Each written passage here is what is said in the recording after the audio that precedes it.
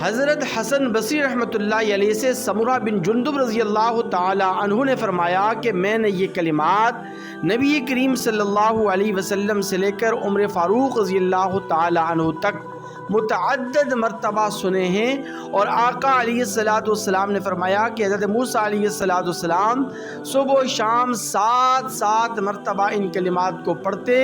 اس کے بعد جو بھی دعا مانگتے اللہ تبارک و تعالی ان کی دعا کو، ان کے سوال کو پورا فرما دیا کرتے تھے۔ کلمات انتہائی آسان اور سہل ہیں،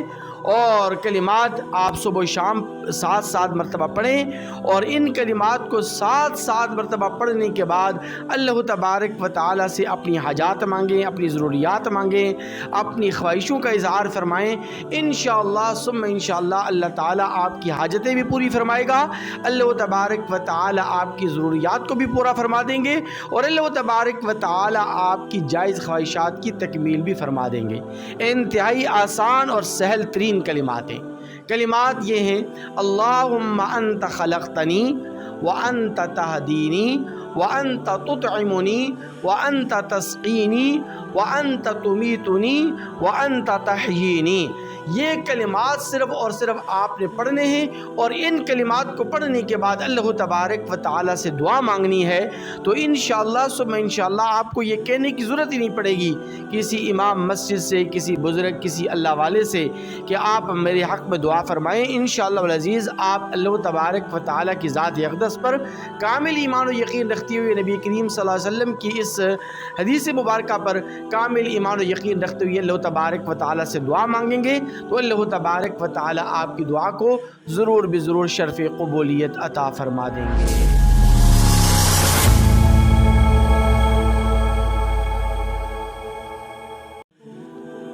آج کل والدین بچوں کے اغوا ہونے کی وجہ سے یا اسی طرح بچوں کے حوادثات کی وجہ سے بہت زیادہ پریشان حال ہیں۔